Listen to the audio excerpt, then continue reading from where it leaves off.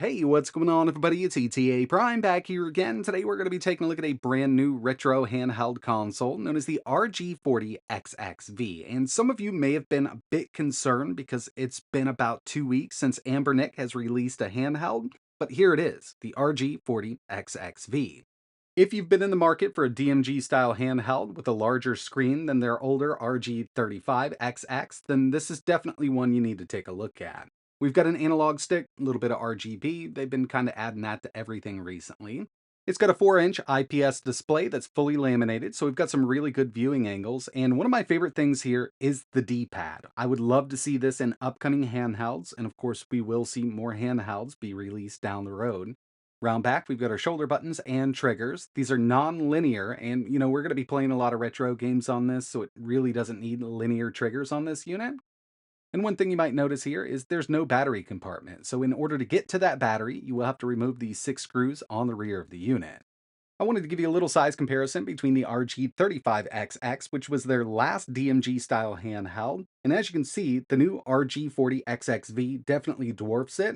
The older one had a 3.5-inch IPS, really great for just throwing right in your pocket. But if you're looking for something a bit bigger and love this style, then I would definitely take a look at this newer version.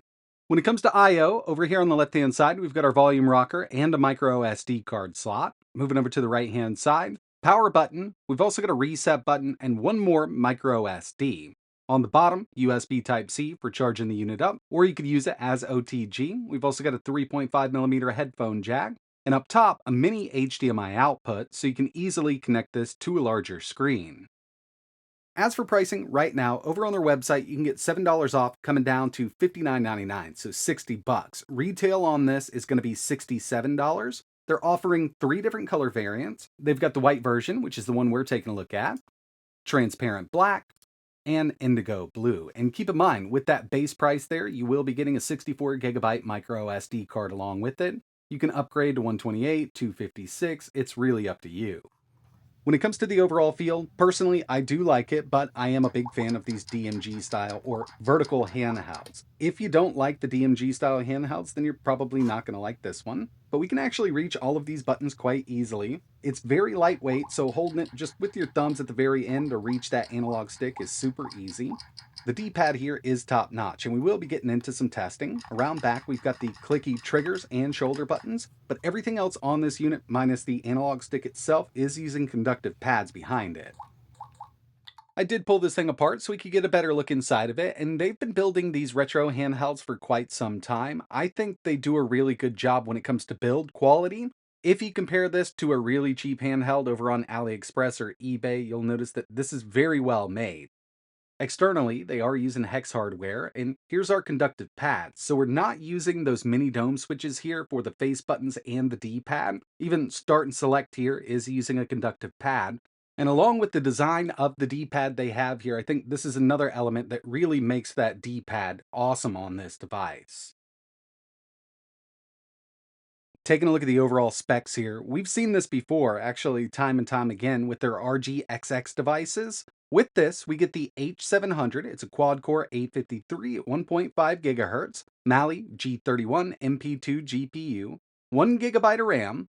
But with this, we get that 4-inch IPS display with a resolution of 640 by 480, single front-facing speaker, and a 3200 milliamp hour battery. They claim up to 6 hours of battery life out of this. And yeah, I mean, we're going to get the same kind of performance on this that we did with their other RGXX devices powered by that all-winner H700. So if you were looking for an upgrade to run higher-end emulators, then this one's definitely not for you. It's still got that same chip we've been seeing in the RGXX devices. Operating system here is also basically the same. The operating system here is also basically the same. It is Linux. And since we've got a little bit of RGB here, the main difference between this and, let's say, the RG35XX OS would be our RGB control. There are several different profiles that we can use here. You can go to rainbow, you can go to single color, you can change the brightness, you can change the speed. Personally, I like the rainbow effect here. But other than that, a lot of this stuff stays the same in the operating system. And as for the H700 CPU here, through all of my testing, basically what we can do up to is around PSP. And even then, we're not going to run every single game without frame skip. There are some that are still going to struggle. But this does offer full speed emulation for thousands and thousands of different retro games underneath PSP. A lot of the Dreamcast stuff actually works pretty well. Good N64 support here, but you're not going to be doing GameCube, Wii, and PS2 on a device like this. At least not with the all-winner H700 they're using in these RGXX devices. Checking out the RetroArch section, we've got PSP, PlayStation 1, there's some Nintendo DS, N64, OpenBore, Dreamcast, Atari, and Atomis Wave. CPS 1, 2, 3, got some FB Neo or Neo Geo, Famicom, Game Boy, Game Boy Advance, Game Boy Color, Game Gear, Mega Drive CD, got some WonderSwan Color. I mean, all of the basics when it comes to retro gaming. But again, up to PSP is really where it's going to be with the H700 they're using in this device. Inside of each one of these console sections, we've got some box art, so it does make it pretty easy to kind of find which game you want to play here. We're going to start out with OG Game Boy.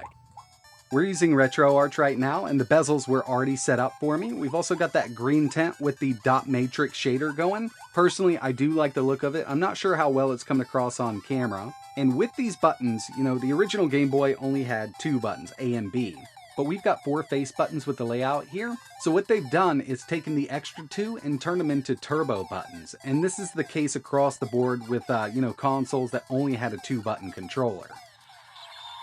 Checking out some GBA with Gunstar Heroes, and this has to be one of my favorite systems to emulate on these handhelds, at least for the RGXX series. GBA does run fantastically on the H700. And you might notice we've also got a little bezel going on here. This was already set up, ready to go with RetroArch. You can disable it if you don't like it, but I do think it kind of adds to the whole mood. Another system that the H700 handles amazingly is PlayStation 1, and with this, I didn't have to do any pre-configuration. You can use the analog stick or you can use the D-pad. I've seen that in the past, some of these handhelds come to us with RetroArch not set up correctly, but with this, you're good to go. You can either use the analog stick or the D-pad. It's really going to be up to you. And remember, with PlayStation 1, we did get the original DualShock controller with the 2 analog sticks, but not every single game really needed that DualShock controller. And of course, I had to test out the D-pad, and they've really been doing their research here. It's not too low, it's not too high, and when doing the roll here just all the way around the D-pad, my thumb doesn't even touch the face of the handheld itself, and pulling off these special moves is really simple. I can tell that whoever designed these new D-pads really does love fighting games, because this one feels so good for something like Marvel vs. Capcom 2. I only missed one of those uppercuts there, and I'm going to chalk it up to user error. But yeah, I mean, this is going to be great for fighting games. So did we really need a new H700 powered handheld? Of course not, but I do like the design of this one when you compare it to the RG40XXV. Larger frame, bigger screen, awesome D-pad. We've also got an analog stick now. Having a little bit of RGB on something like this I think is actually pretty cool. But if you already own an RG35 device and you're having fun playing it right now, there's really no reason to upgrade. You're going to get the same kind of performance out of this that you would out of the first H700 RG device that they released to the market. So you're really not going to be missing out on anything unless you absolutely have to have that larger screen and a much better D-pad. So this is one of the best D-pads they've released in a long time. On their much older devices, those were definitely some of my favorite D-pads, and this one is coming right back to where it was. Feels great, awesome roll. You can pull off those moves. You can play platformers with it without missing steps. It's a great D-pad on this unit. But other than that, when it comes to raw performance, you're not going to see an upgrade over the other RGXX devices with the all-winner H700. And that's something that a lot of people want to see. They just want to see something that'll run higher-end emulators. Because right now, we're still kind of stuck in limbo with these lower-end retro handheld consoles. It's really going to be a price-to-performance area here. You can upgrade to something more powerful, let's say like the Steam Deck, but you're going to pay more. It's a larger form factor. You're going to get less battery life. But of course, it does have a more powerful CPU and GPU in it.